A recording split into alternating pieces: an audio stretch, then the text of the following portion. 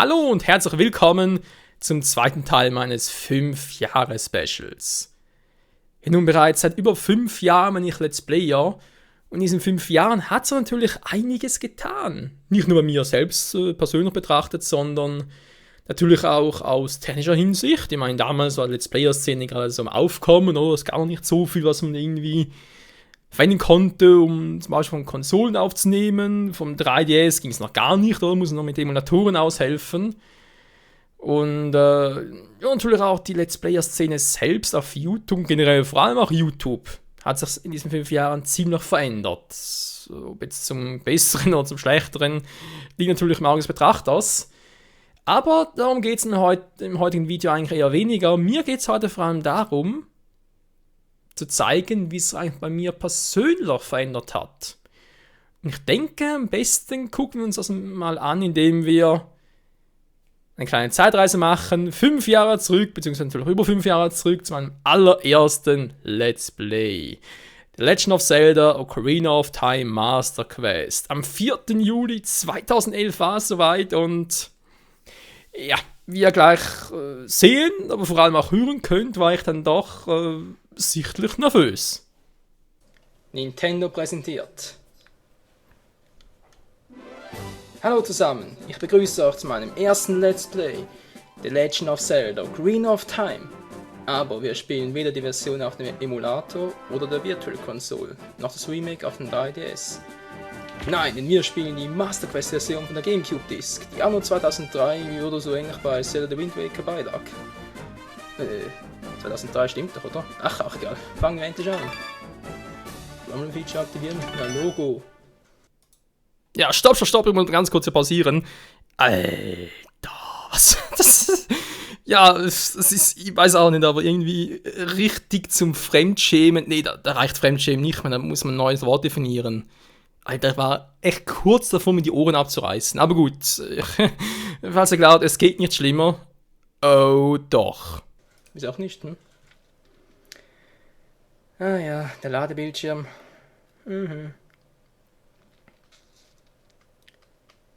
Mach mal, ich will anfangen zu spielen. Und da sehen wir es.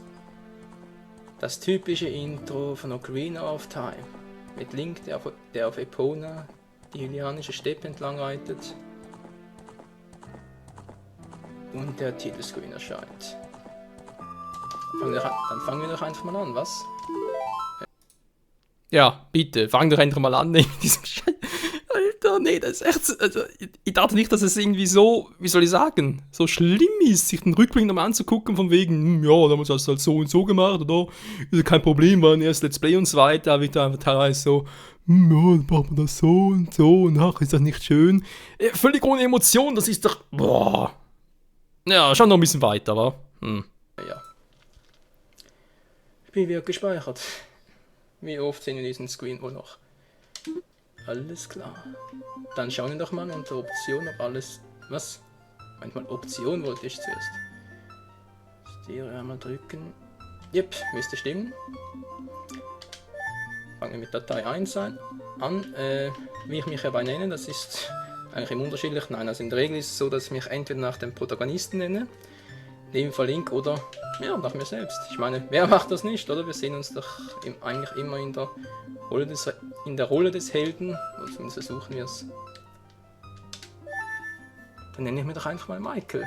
Und bei dieser Gelegenheit will ich mich auch noch kurz vorstellen. Ich heiße Michael, bin 22 Jahre alt und komme aus der Schweiz. Oh, schon geht's los. Es war einst in einem fernen Land. Seit Anbeginn der Zeit wacht der mächtige Deku-Baum über die Kinder des Waldes. Jedem der Kokiri schenkt der Wächter eine Fee. Als seine Abgesandten schützen sie jene reinen Herzens. Klingt doch cool. Link, hast du jetzt echt die Augen offen? Das Schicksal hat jedoch einen Auserkoren, dessen Bestimmung es ist, den Gesetzen vergangener Zeiten zu entfliehen. Was ist der kleine Junge da? Oh, schon, als hätte Link irgendwelche Albträume. Wow. Der Controller vibriert. Tatsächlich, wir sind im Traum von Link und ein weißes Berg mit 2 Frauen oben drauf. Was soll denn das?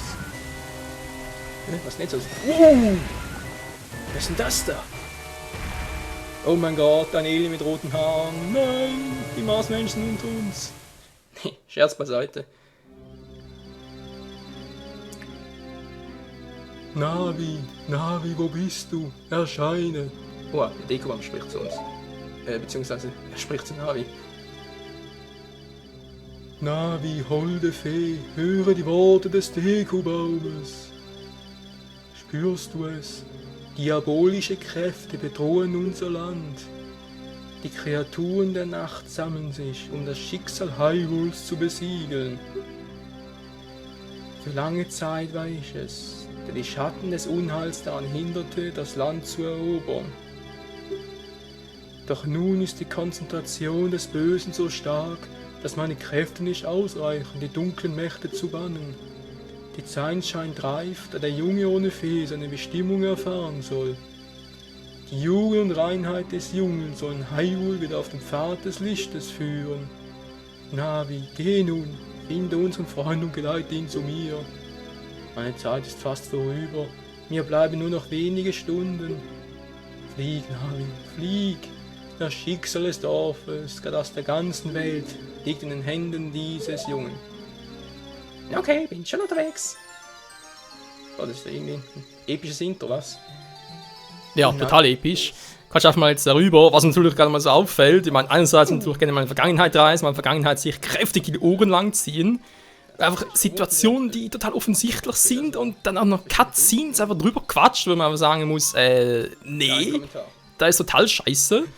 Andererseits, zum Beispiel jetzt die Vorlesestimme vom Dekobaum und so sagen wir das, was ich damals schon, dankeschön, vor allem von den ersten paar Tagen schon relativ gut gemacht habe. Ja, kann man sagen, das war's mit unserer Reise.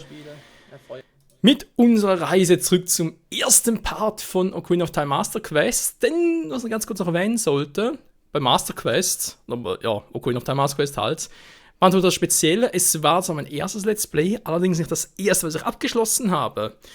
Bedingt natürlich dadurch, dass kurz nach, 1-2 Tage später kamen noch Let's Plays wie Super Mario Galaxy 2 und Dragon Ball Z Burst Limit. War es dann aber auch noch so, dass dann wenige Wochen später erschienen auch endlich die Spiele wie Dragon Ball Z Budokai Tenkaichi und vor allem Legend of Zelda Skyward Sword. Und hier vor allem das Spezielle war halt, dass er damals Ocarina of Time Master Quest ein bisschen unterbrochen habe, während dem Skyward Sword lief, also sprich während dessen Let's Play. Und daher lief die erste Episode von Ocarina of Time Master Quest zwar am 4. Juli 2011, aber die letzte, die lief knapp ein Jahr später, und zwar am 30. Juli 2012. War mein erstes Let's Play. Wir haben jetzt mal kurz reingehört, wie es so im ersten Part so geklungen hat. Aber wie war denn das wohl in der letzten Episode? Was ist denn schon wieder los? Oh nein, er schon wieder. Der gibt einfach nicht auf, Mensch. Bist du ein richtiges Stehaufmännchen, wa? Ja, dein Triforce-Fragment ist sehr hübsch, muss ich schon sagen. Wow.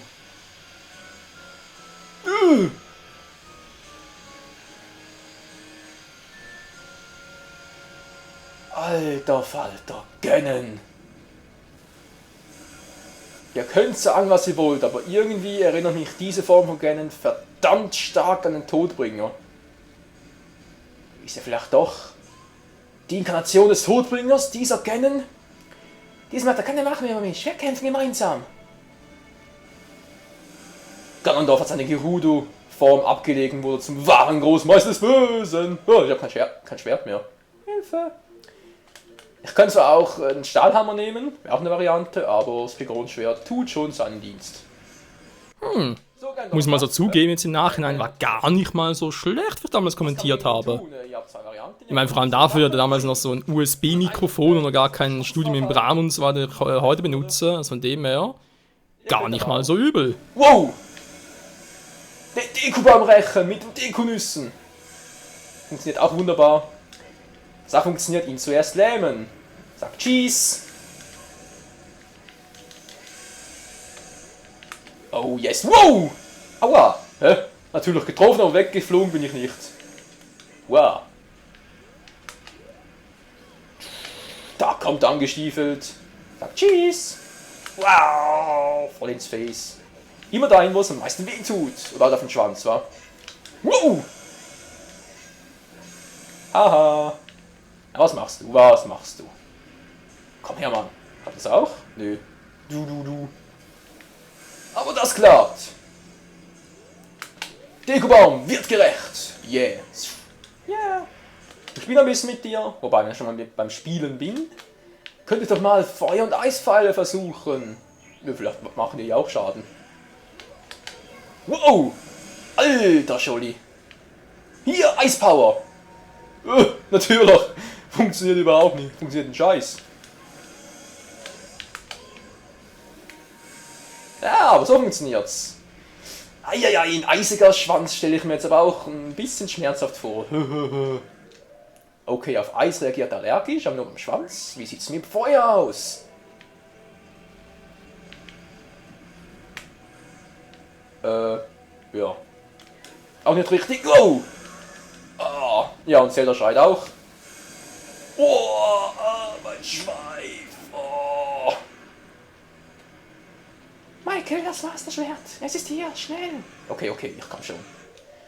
Aber jetzt wieder ganz ernsthaft auf die Lichtpfeile zurückgreifen, obwohl wir sie auch nicht brauchen. Also nicht wirklich.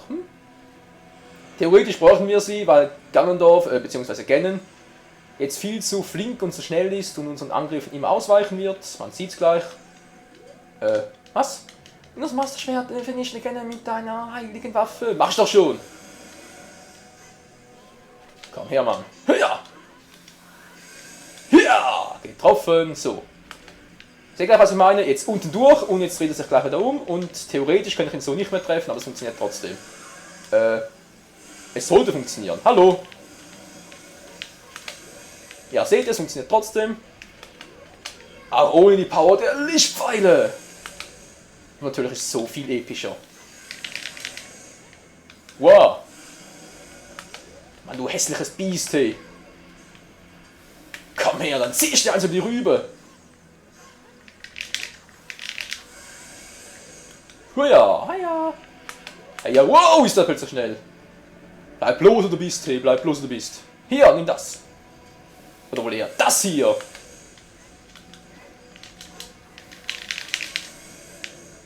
Uha, Hilfe! Wie lange ist die Magie aus? Ich seh nichts mehr! Dann ist einfach zu fett. Warum sehe ich jetzt nichts mehr? Hilfe! Uah.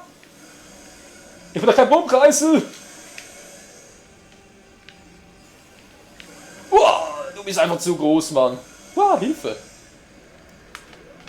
Ich habe eben noch eine Fee, Freunde, keine Sorge. Und Power! Mann, wie lange brauchst du eigentlich noch? Wow! So, das war's mit der Wirbelattacke erledigt. Jo, also muss sagen, im Prinzip gar nicht mal so schlecht. Gut, ich meine, war ja Part Nummer 70 bereits, oder? Und dann zuvor schon jetzt ein paar Let's Plays abgeschlossen. Aber man sieht, wie ich ja finde, sehr gut, wie es halt innerhalb eines Jahres, von der ersten Folge bis zum Part Nummer 70, was sich da alles verändert hat. Innerhalb eines Let's Plays halt. Nur dummerweise, naja, ich sag's mal so, also damals eine Zeit der Veränderungen, auch auf YouTube gab es einige Veränderungen, auch mit dem Kanal zum Beispiel. Und damals nicht mehr so einfach, also sprich ursprünglich konnte man den Kanal noch sehr freizügig, sehr viel gestalten, was nachher noch eingeschränkt wurde. Vielen Dank dafür nochmal YouTube.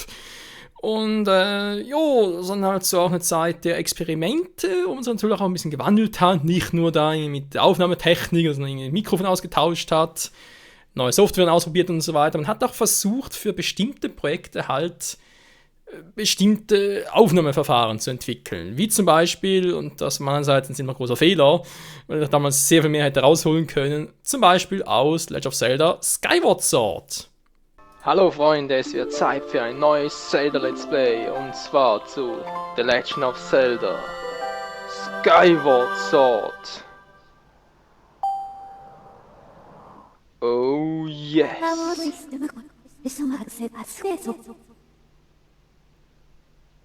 Ach, echt jetzt? Dann leg mal los, Fei.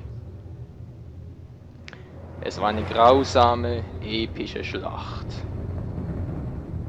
Wow, was ist denn das für einer? Dämonenfratze. Das Böse brach aus der Erde und zeigte seine entsetzliche Fratze. Ja, wie ich gerade gesagt habe, Dämonenfratze. Und die Musik voll bedrohlich. Es raubte das Lachen von den Gesichtern der Erdenbewohnern. Oh nein, wie furchtbar. Die Menschen können nicht mehr lachen.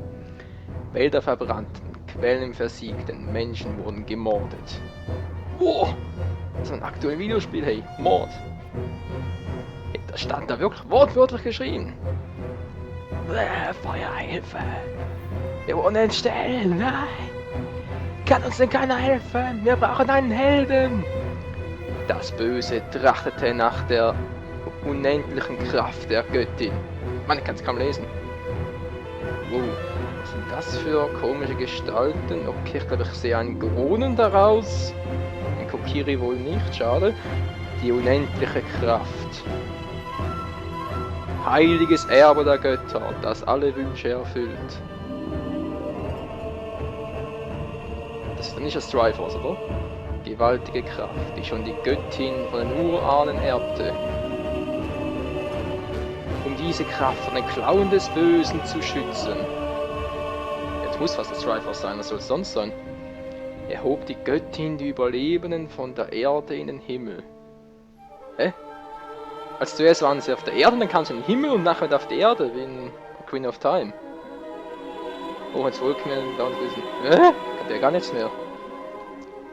Na egal. Okay, also da oben. Ich dachte immer, wie cool das sind, sei der Einzige, der das könne. Dann zog die Göttin mit ihrem verbleibenden Gefolge in die Schlacht und bannte das Böse schließlich. Der Frieden war wiederhergestellt. Ja, lass mich raten, nicht allzu lange, oder?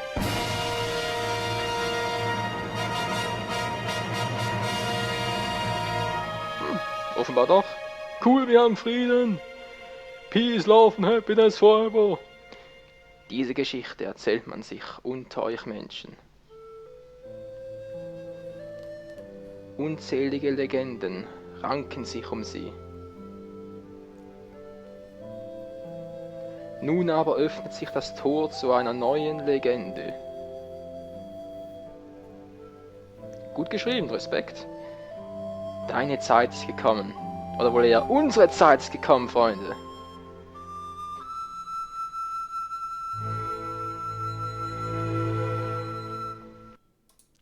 Ja, wie bereits erwähnt, es war halt damals meine 6. Let's Play insgesamt und Skyward Sword war ein bisschen speziell in der Hinsicht, dass es ein bisschen früher bekam, als es gemäß öffentlichem, eigentlichem Release rauskam und es war halt so, Skyward Sword, oder? Sehr viel mit Gefuchtel halt auf der Wii, oder? Man kennt es ja von der Steuerung her und der war halt für mich ein bisschen doof, es vom PC aufzunehmen. Versteht ihr? Braucht da viel mehr Platz und so und daher kam ich damals auf die bescheuerte Idee, das Ganze vom TV aufzunehmen. Wieso bescheuert? Ja, ihr habt es gesehen. Einerseits dieses ständige Flackern, darauf komme ich gleich nochmal zu sprechen. Das lag in einer bestimmten Aufnahmetechnik, damit ich halt sowohl auf dem PC aufnehmen kann, aber einerseits halt auch auf dem TV zocken kann. In gewissermaßen parallel alles. Und andererseits halt auch in der Stimme her und so klang es ein bisschen dumpf und zwar deswegen, weil ich halt, wenn ich halt vom TV aufgenommen habe oder aufnehmen wollte, wegen Mikrofon. War nicht so gut mit dem USB-Mikrofon, dass irgendwie das Kabel da bis dahin zu ziehen und da dachte ich mir so, wieso nicht einfach so ein Headset-Mikrofon verwenden? Das war eine scheiß Idee. Ja, vor allem das Flimmern war natürlich grotesk und wie man auch noch gehört hat, wenn man ständig reingequatscht habe. Ich meine, klar, vorlesen, das muss sein. Man kann es lassen, man kann es machen, das ist natürlich kein Thema. Es ist, ich sage jetzt mal, jetzt nicht so schlimm, je nachdem, was man da wählt. Aber dass er ständig mal einen dummen Kommentar abgeben musste, nee, ganz ehrlich, muss ich jetzt im Nachhinein auch sagen, Menschenskind, was warst du für ein Idiot?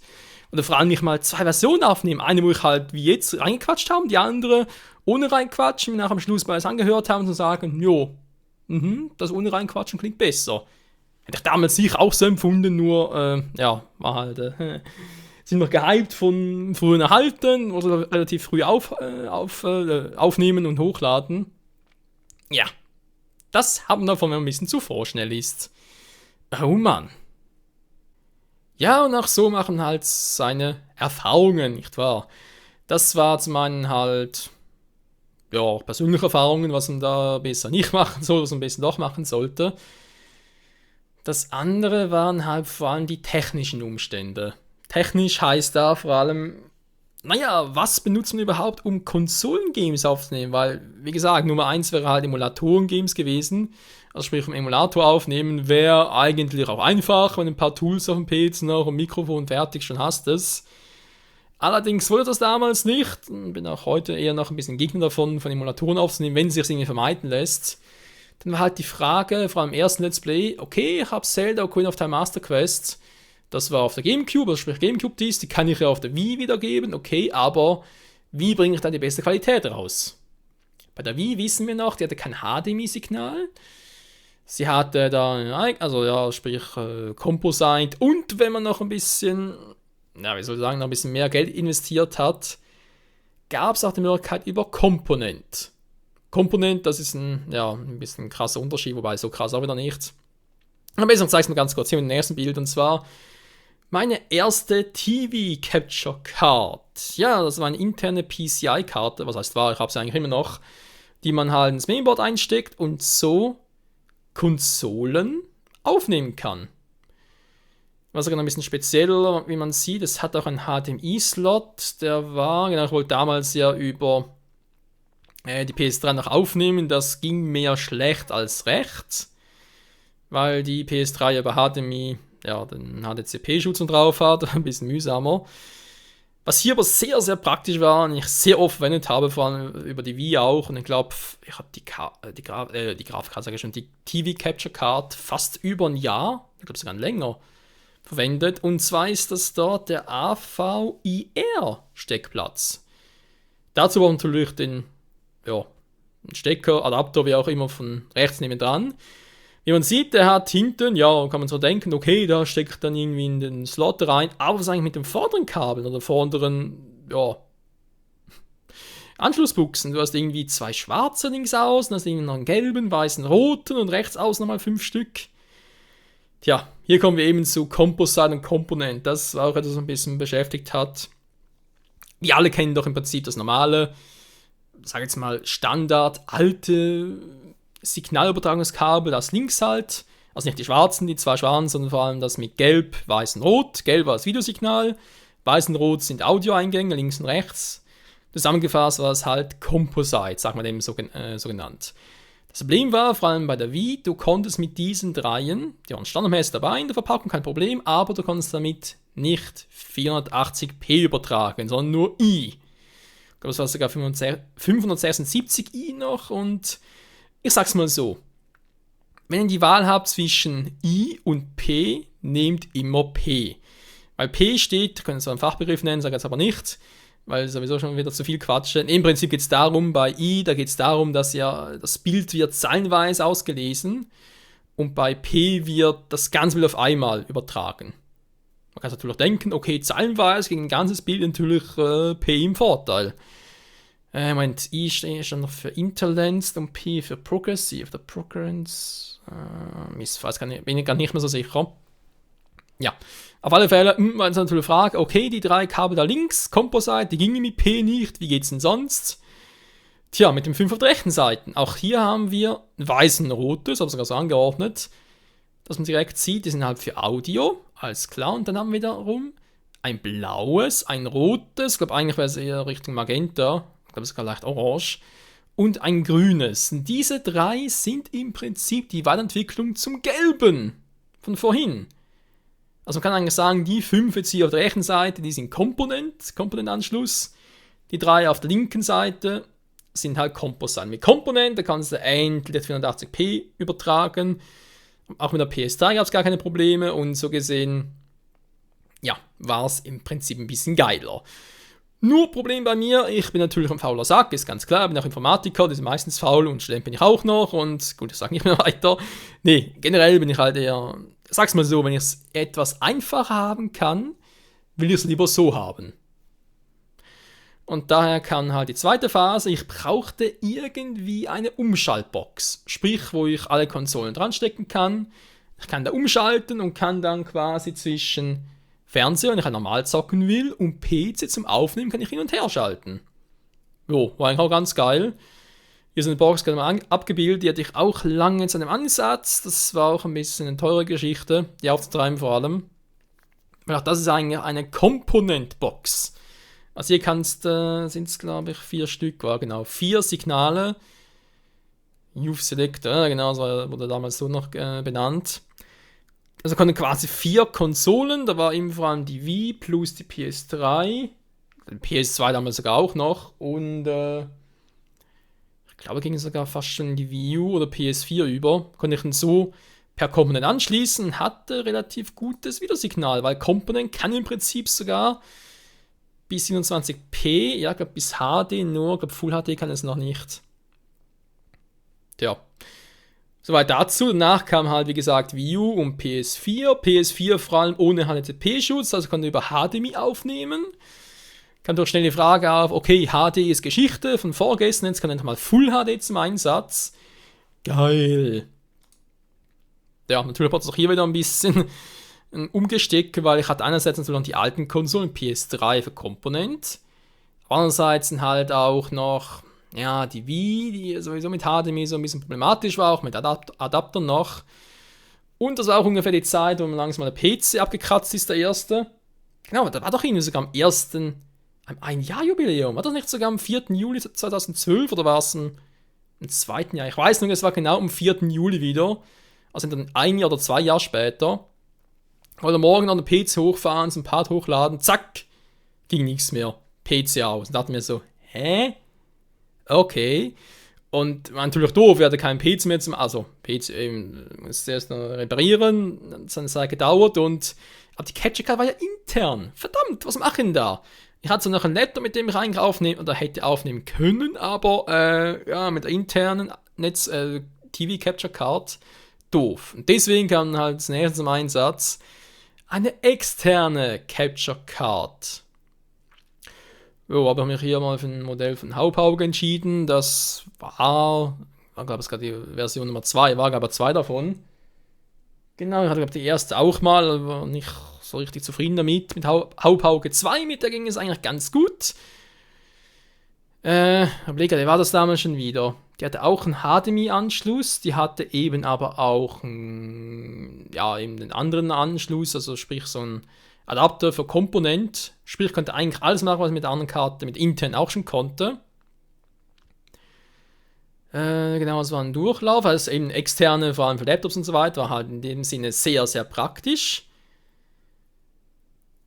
Was war denn sonst noch? 27p, genau, 30 FPS, das war damals halt noch Standard. Oder war es überhaupt schon? Nee, ich erinnere mich genau, 1080p ging noch nicht, ich konnte so 1080p quasi zocken, aber aufnehmen ging nicht. Ich konnte nur irgendwie 1080i aufnehmen. Ja, das waren so die Zeit, wo man sich gefragt hat, okay, I ist scheiße, gibt es irgendwie etwas mit P, aber wie progressiv, da war noch nicht so wirklich etwas. Das Gerät da rechts war halt ein Videokonverter, ja, steht bereits drauf, oder kannst du halt auf der anderen Seite Komponent plus Audio anschließen, sprich die 5 Kabel und dann HDMI umwerten. Da war vor allem für die PS3 meine Hoffnung, ich könnte singen, so deichseln, aber die PS3 waren da ein bisschen klüger. War das sich so, was? Du willst irgendwie mein Signal umtauschen, HDMI? Nö, will ich nicht. Das war scheiße.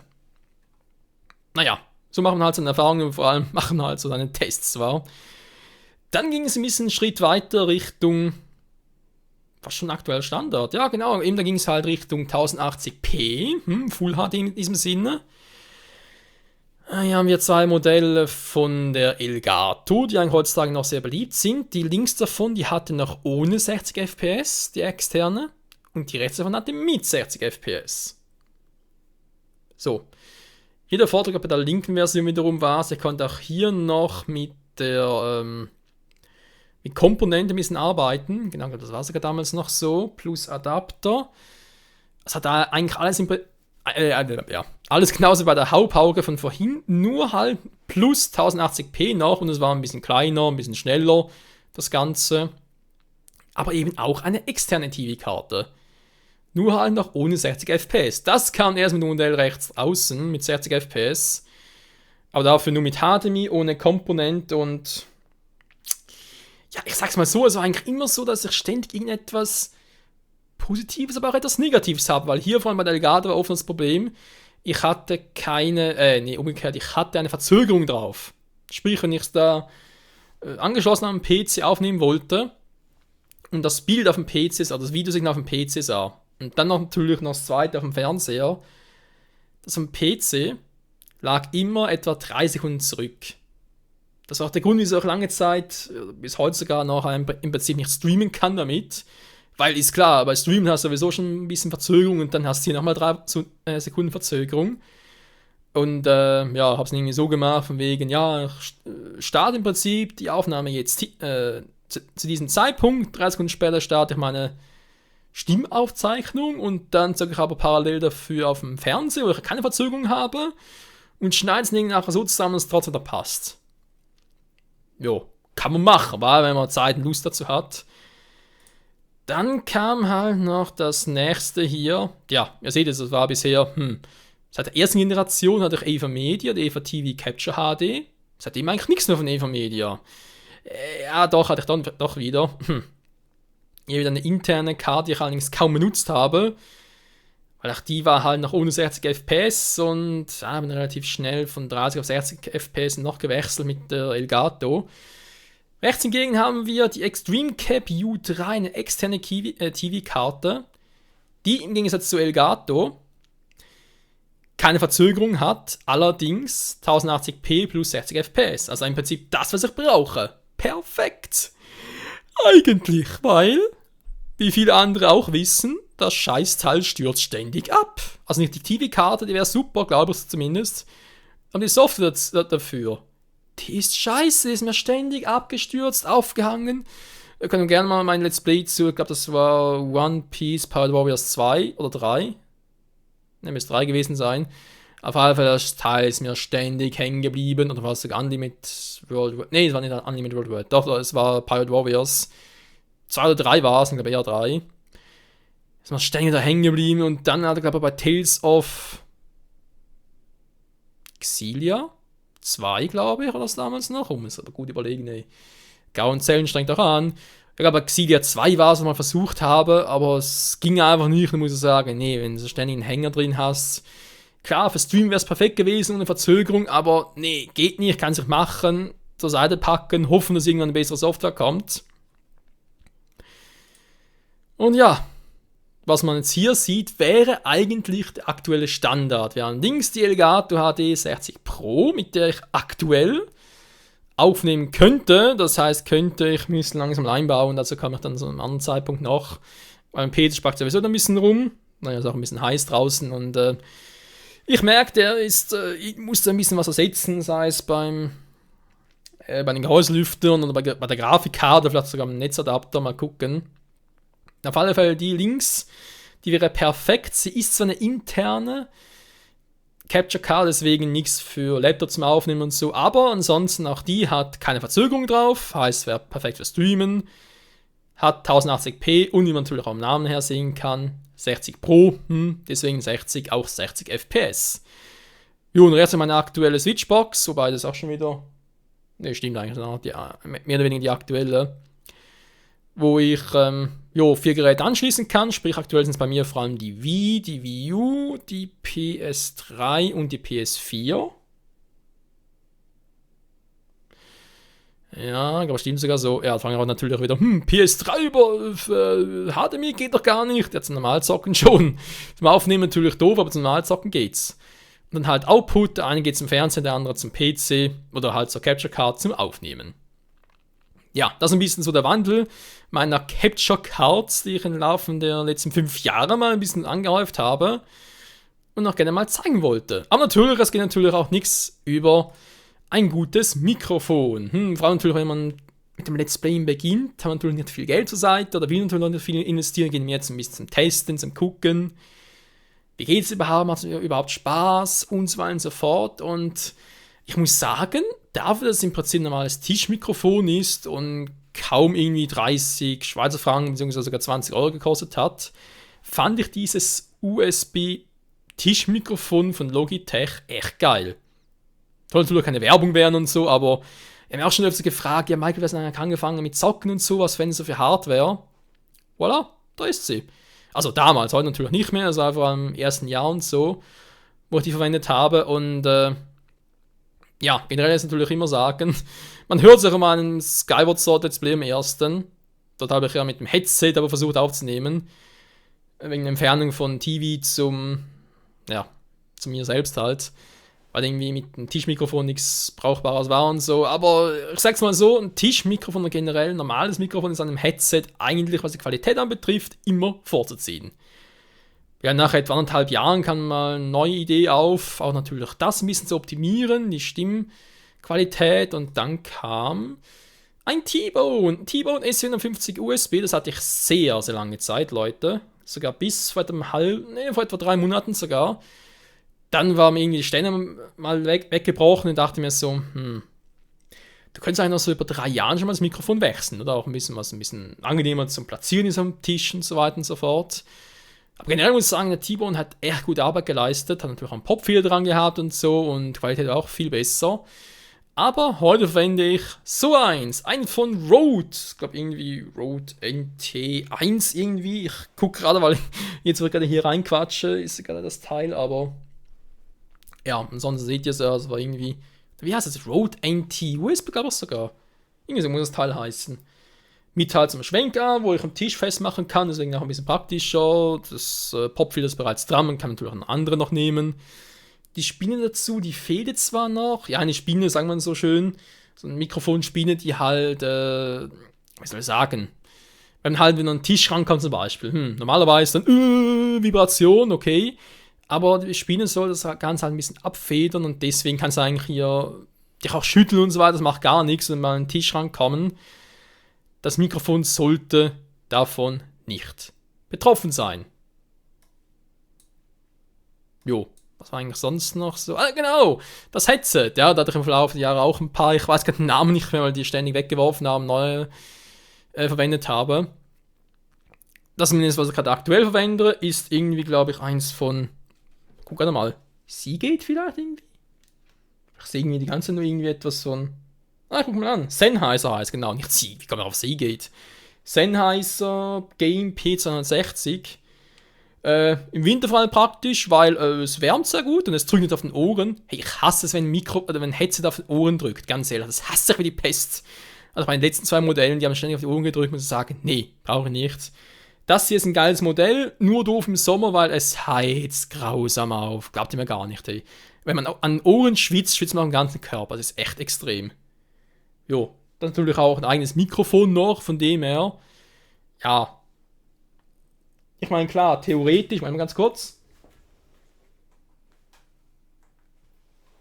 So, Entschuldigung, hatte gerade irgendwie meinen Fernseher angeschaltet. Ja, das ist sowieso auch ein bisschen. Ja, es ist Poltergeist-mäßig. Ich mache nichts mit dem PC, schalte sich an. Ganz geil.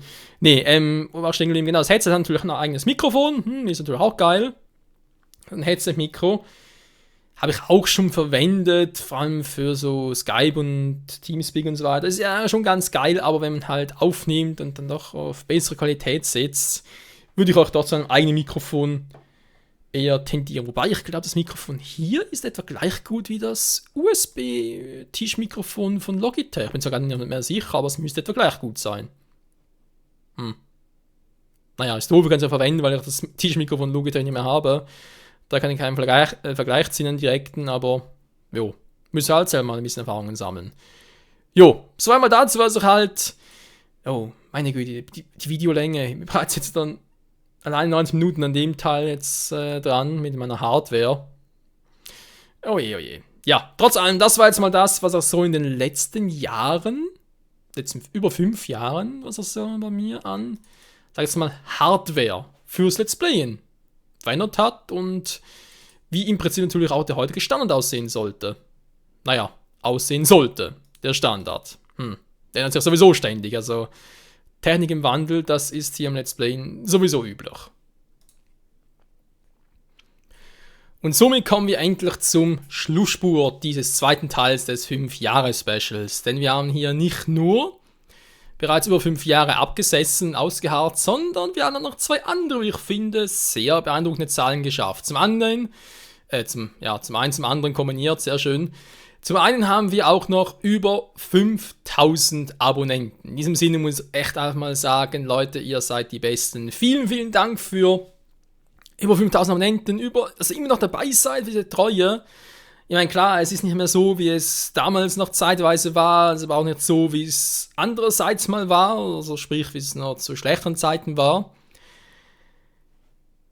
Ja, klar, momentan ist eher eine Tendenz nach unten, aber trotz allem sind immer noch welche dabei, die zugucken, die kommentieren, die Daumen hoch geben, oder mal Daumen runter geben, wenn es euch gefällt. Mein Gott, das gibt's halt. Aber trotzdem dabei sein, mich unterstützt und meine Videos guckt. Das ist echt mal ein Applaus wert. In diesem Sinne,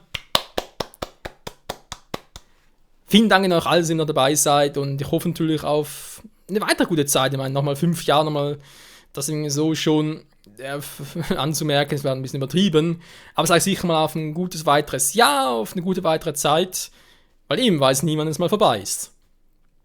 Und ja, etwas anderes und auch mal so wenn muss, sind nicht nur über 5 Jahre vergangen, sondern wir haben in diesen über 5 Jahren auch schon 60 Let's Plays hinter uns gebracht.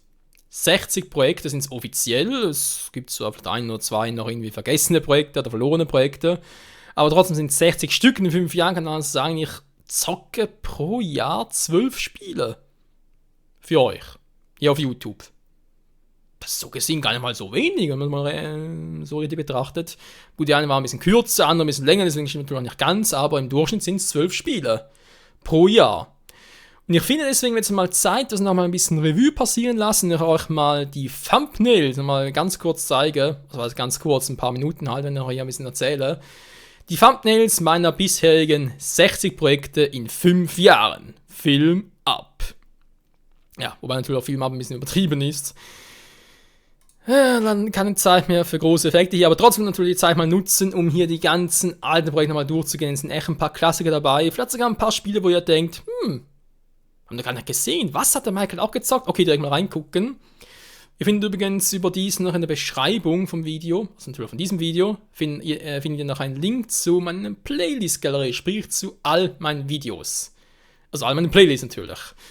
Und damit kommen wir schon zum nächsten Punkt, während dem hier im Hintergrund halt die einzelnen Videos durchscrollen. Ja, es ist ja auch so, als ich im ersten Teil im ersten Teil dieses Specials, sprich am 4. Juli noch angequatscht habe, ich will auch den Kanal ein bisschen neu strukturieren. Gut, ich meine, ich habe schon ein neues Kanalbild, einen neuen Kanalheader, der mir auch noch ganz gut gefällt, keine Frage. Trotzdem soll noch ein bisschen mehr angepasst werden. Ich meine, auch alle Projekte bisher haben jeweils für den ersten Part ein eigenes Thumbnail. Ganz geil. Aber die haben teilweise noch ein bisschen seltsame Hashtags. Nicht Hashtags, sondern generell Tags halt. Die Beschreibung ist teilweise auch nicht so ganz auf dem heutigen Stand. Ich will die halt in den nächsten paar Tagen und Wochen, weil ich die dann wirklich akribisch nochmal durchgehen, nochmal anpassen. Habe es gerade mal letzten 3 Wochen noch offscreen bei mir auf dem PC nochmal alles überarbeitet, also nochmal vorbereitet. Damit ich dann halt wirklich das in den nächsten Tagen und Wochen nochmal machen kann. Sprich, heißt, jedes Video wird aktualisiert, was halt Beschreibung betrifft, plus die Tags. Titel, glaube ich, auch noch ein bisschen wegen Nummerierung und so weiter wird angepasst. Dann eben halt kriegt jedes Video noch ein Thumbnail. Also sprich von diesen 60 Projekten. Weil teilweise gibt es natürlich auch noch so Let's Test, Let's Shows ältere.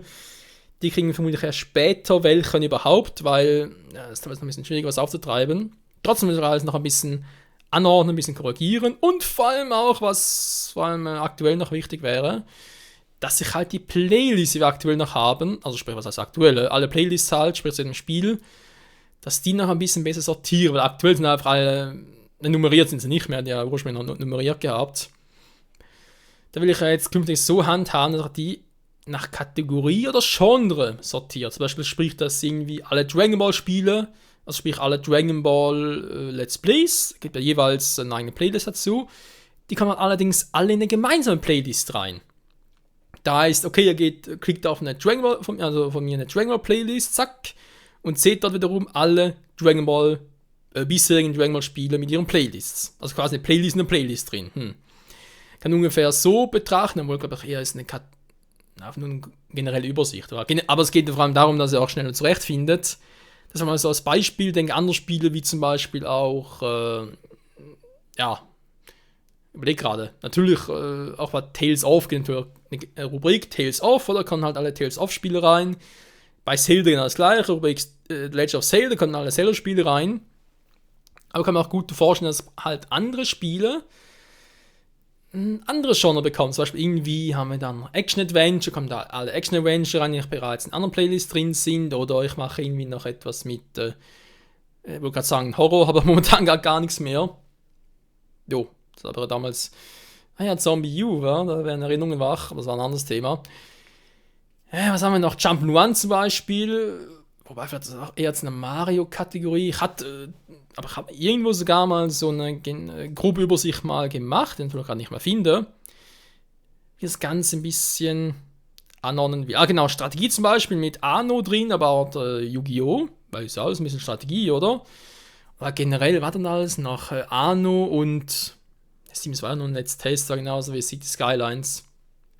Aber ja, ihr seht schon mal, wo das ungefähr hinführen soll. Also entweder ins die Spielemarke rein, oder entweder Legend of Zelda, kann alle Zelda-Spiele rein, oder aber ich mache irgendwie Action-Adventure, wo alle Action-Adventures reinkommen, damit es ein bisschen sortierter ist und man schneller halt das findet, was man auch möchte. Ist ja gar nicht mal so eine schlechte Idee. Insofern kann man schon mal sagen, zum Schluss, es wird noch einiges ändern. Von dem kann man einen Teil bereits absehen, den ich bereits erwähnt habe. Anderes eher weniger, weil sie so einen stetigen Wandel bereits erwähnt habe, sei es von Technik her, sei es von Spielen, die noch kommen werden, irgendwie plötzlich ein spontanes Projekt kommen wird, irgendwie ein spontanes Together-Projekt, aber irgendwie sonst plötzlich wieder ein Strike kriegen für irgendwie ein Let's Play-Video, keine Ahnung. Es kann auch so vieles passieren, was man gar nicht vorhersehen kann, und ja, man natürlich auch nicht zu viel versprechen, was man nachher nicht halten kann, sei es eben aus diversen Gründen, sei es technischer Gründen, persönlichen Gründen, wie auch immer.